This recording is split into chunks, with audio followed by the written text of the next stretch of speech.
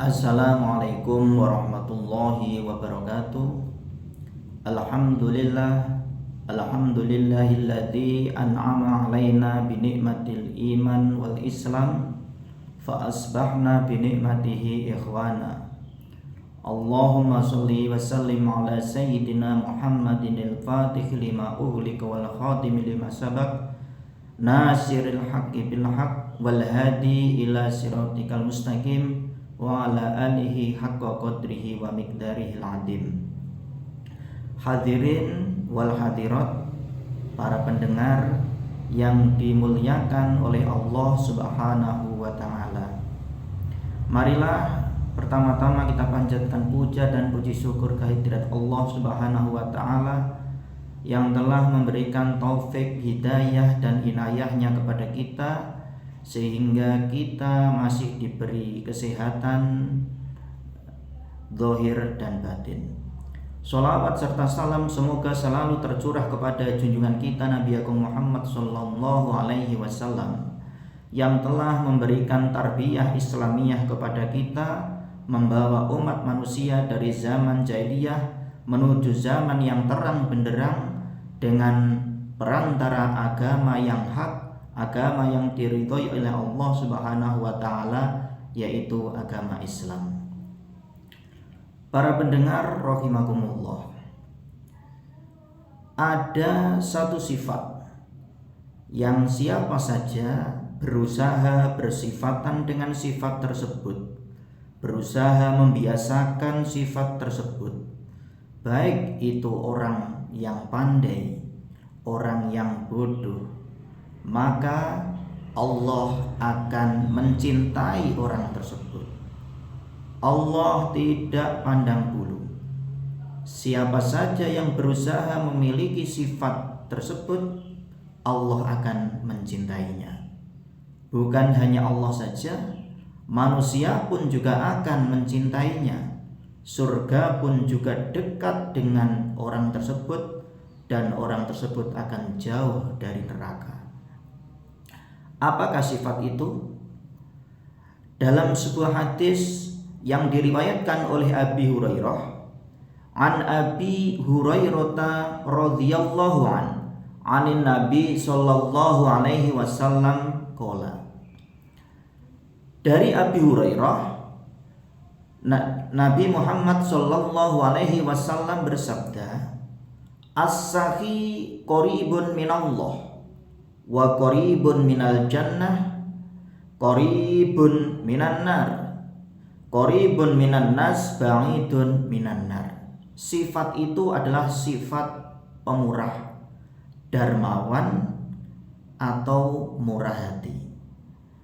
Dalam hadis tersebut yang artinya as-sahi, orang yang dermawan itu dekat dengan Allah. Qaribun minal jannah, dekat dengan surga.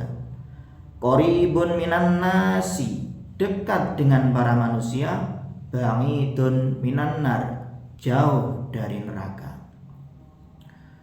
Sebaliknya dari sifat sahi, kesebalikan dari sifat pemurah yaitu al-bakhil.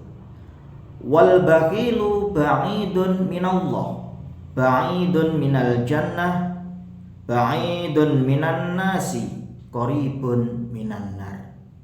Bakhil itu adalah sifat orang yang bakhil, itu jauh dari Allah, jauh dari surga, jauh dari manusia, dan dekat dengan neraka. Wala jahil sakiyun ahabbu ilallahi azza wajal min alim bakhilin. Dan orang yang bodoh tapi pemurah atau dermawan itu lebih Allah cintai dibandingkan orang yang alim, orang yang pandai, akan tetapi ia adalah bakhil. Para pendengar yang dirahmati Allah, jadi sifat tersebut, sifat yang dicintai oleh Allah ketika dimiliki oleh seseorang, yaitu sifat dermawan atau pemurah. Dan di dalam hadis yang lain yang diriwayatkan oleh Sayyidah Aisyah, an Aisyah radhiyallahu taala anha, anin Nabi sallallahu alaihi wasallam annahu qala. Dari Aisyah radhiyallahu dari Nabi sallallahu alaihi wasallam, sesungguhnya Nabi pernah bersabda, as-saqa'u syajaratun asluha fil jannah wa aqdanuha mutadalliyatun fid dunya faman ta'allaqa bi husnin minha. Sifat murah itu diperumpamakan pohon yang akarnya berada di dalam surga. Wa aghsanuha mutadalliyatun fid dunya, dan ranting-rantingnya, cabang-cabangnya itu bergelantungan di dunia. Faman ta'allaqa bi husnin minha adannathu ilal jannah. Barang siapa yang memegang tangkai tersebut, maka ia akan dituntun menuju surga. Wal bakhlu sajaratun asluha finnar wa aghsanuha mutadalliyatun fid dunya faman ta'allaqa bi husnin minha adanathu ilan nar. Kesebalikannya, sifat bakhil itu adalah pohon yang akarnya berada di dalam neraka dan ranting-rantingnya itu bergelantungan di dunia. Barang siapa yang memegang ranting tersebut, maka ia akan dituntun menuju akar yang berada di dalam neraka. Para pendengar yang dirahmati Allah, dari hadis tersebut dapat kita ambil kesimpulan, bisa kita ambil pemahaman bahwasanya orang yang pemurah, orang yang dermawan itu akan ditarik, alias memegang. Sifat dermawan itu bagaikan pohon yang akarnya berada di dalam surga, yang rantingnya bergelantungan di dunia. Orang yang memiliki sifat pemurah, dermawan, secara otomatis ibaratnya ia telah memegang ranting tersebut, sehingga ia akan ditarik menuju akar yang berada di dalam surga. Oleh sebab itu, mari di bulan yang mulia ini, bukan hanya di bulan yang mulia ini saja, kapanpun, dimanapun, lebih-lebih kita berada di bulan yang mulia ini, kita biasakan, kita tingkatkan kebaikan-kebaikan kita, ibadah-ibadah kita, sifat-sifat baik kita yang mungkin belum maksimal kita lakukan di selain bulan yang mulia ini. Bahkan di dalam sebuah hadis, di dalam kisah yang berada di dalam kitab Osfuriyah, di situ diceritakan bahwasanya sifat dermawan, sifat pemurah itu bisa merubah dari seorang musuh menjadi kekasih. Bagaimanakah kisah atau cerita seseorang yang asalnya memusuhi Allah, jauh dari Allah, karena kemurahan hatinya ia menjadi kekasih Allah karena sifat pemurah atau dermawan. Di antara bentuk implementasi pengamalan sifat-sifat dermawan yaitu kita berbagi kepada sesama, membantu kepada sesama, mengurangi kesusahan kepada sesama, sehingga kita oleh Allah dimasukkan golongan orang-orang as-saki, yaitu orang-orang yang pemurah. Adapun kisah yang menceritakan tentang seseorang yang menjadi kekasih Allah karena sifat dermawan, Padahal sebelumnya ia adalah orang yang kafir, ingkar kepada Allah. Bagaimanakah cerita tersebut? Cerita tersebut adalah ada seorang ulama generasi tabi'in yang bernama Abdullah bin Mubarak.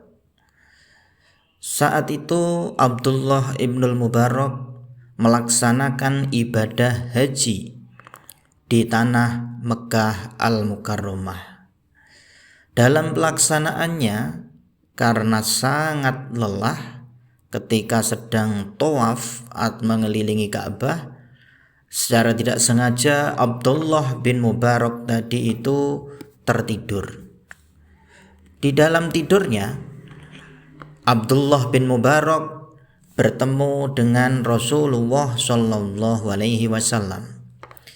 Rasulullah Shallallahu Alaihi Wasallam kemudian berkata kepada Abdullah ibnul Mubarak, saat kamu pulang nanti ke Baghdad, pergilah ke kampung ini dan ini, temui orang yang bernama Bahram al-Majusi, yaitu Bahram sang penyembah api. Ketika kamu bertemu nanti, kirimkan kepadanya salam dariku dan katakan bahwasanya Allah ridho terhadapnya. Seketika itu juga Abdullah ibnul Mubarak terbangun dari mimpinya. Ia tidak membenarkan mimpinya dan berkata, la haula wa la quwwata illa billah. Ini mimpi tidak benar. Tidak mungkin Nabi mengirimkan salam kepada seseorang yang menyembah api. Begitu juga tidak mungkin Allah ridho terhadap seseorang penyembah api. Maka kemudian Abdullah ibnul Mubarak mengambil air wudhu, kemudian sholat, lalu tawaf mengelilingi Ka'bah. Tidak disangka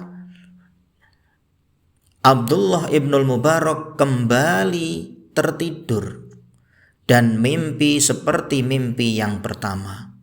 Kejadian ini berulang hingga sampai 3 kali. Akhirnya pun setelah mimpi 3 kali bertemu dengan Nabi dengan pesan yang sama, Abdullah ibnul Mubarak bertekad setelah haji nanti ia akan pergi ke kampung yang diperintahkan oleh Nabi untuk menemui Bahram al-Majusi. Selanjutnya setelah haji selesai, Bahram pun akhirnya menuju tempat tersebut dan mencari seseorang yang bernama Bahram al-Majusi. Akhirnya setelah bertanya ke sana kemari, Abdullah ibnul Mubarak bertemu dengan orang yang bernama Bahram al-Majusi, dan ternyata orang tersebut sudah sangat tua. Kemudian Abdullah ibnul Mubarak berkata, apakah engkau memiliki perbuatan baik sehingga Allah ridho terhadapmu? Maka Bahram pun menjawab, ya, saya sangat suka memberi pinjaman kepada orang. Kemudian ketika ia mengembalikan kepadaku, ia harus menambahi melebihi yang ia pinjam. Maka Abdullah ibnul Mubarak pun berkata, ini haram karena termasuk riba. Ibnul Mubarak pun berkata lagi, apakah kamu memiliki kebaikan menurut agamaku? Maka Bahram pun menjawab, saya memiliki 4 anak putri dan 4 anak putra. Kemudian aku menjodohkan masing-masing anak putriku tadi dengan anak-anak laki-lakiku. Maka Abdullah ibnul Mubarak pun menjawab, ini pun juga haram menurut agamaku. Tidak berhenti sampai di situ, Abdullah ibnul Mubarak pun bertanya lagi, mungkinkah, coba kamu ingat, adakah kebaikan selain kebaikan yang kau anggap tadi, tapi itu sebenarnya bukan kebaikan menurut agamaku? Maka Bahram al-Majusi pun berkata, ya, saya memiliki seorang anak putri lagi yang sangat cantik. Saya tidak menemukan orang yang sepadan untuk saya nikahkan dengan anakku tadi. Karena tidak ada yang sepadan, maka aku pun menikahi anakku sendiri tadi. Maka Abdullah ibnul Mubarak pun berkata, ini pun juga haram menurut agamaku. Apakah tidak ada lagi? Kemudian Bahram menjawab, pada saat malam walimah, datang seorang perempuan membawa obor, kemudian mematikannya. Kemudian ia pergi. Selang beberapa lama lagi ia datang lagi menyalakan lampu dan kemudian mematikan lagi. Aku pun menjadi curiga, jangan-jangan ia adalah seorang mata-mata. Aku pun akhirnya mengikuti perempuan tadi secara diam-diam. Hingga akhirnya perempuan tadi itu masuk ke sebuah rumah yang kecil, yang sangat buruk rumahnya.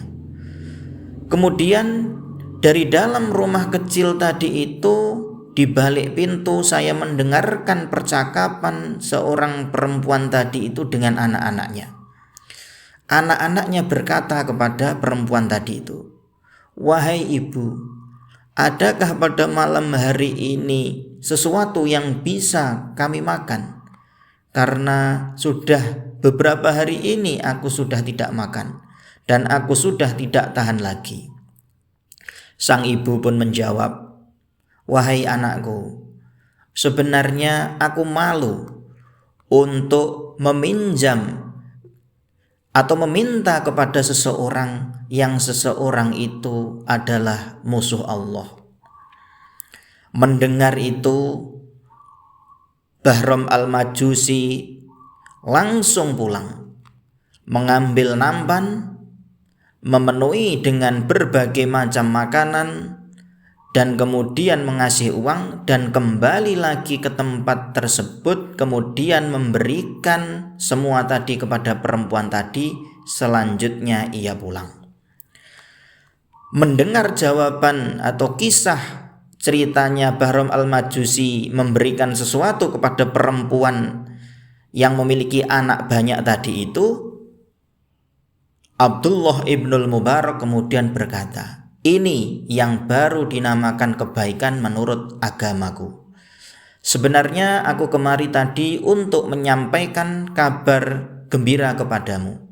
Sesungguhnya kamu mendapatkan salam dari Rasulullah Shallallahu Alaihi Wasallam, serta Allah ridho dengan apa yang kamu perbuat terhadap seorang perempuan tadi. Mendengar itu, Bahram al-Majusi sangat terharu karena mendapat salam dari seseorang yang besar, yang agung menurut orang-orang Islam.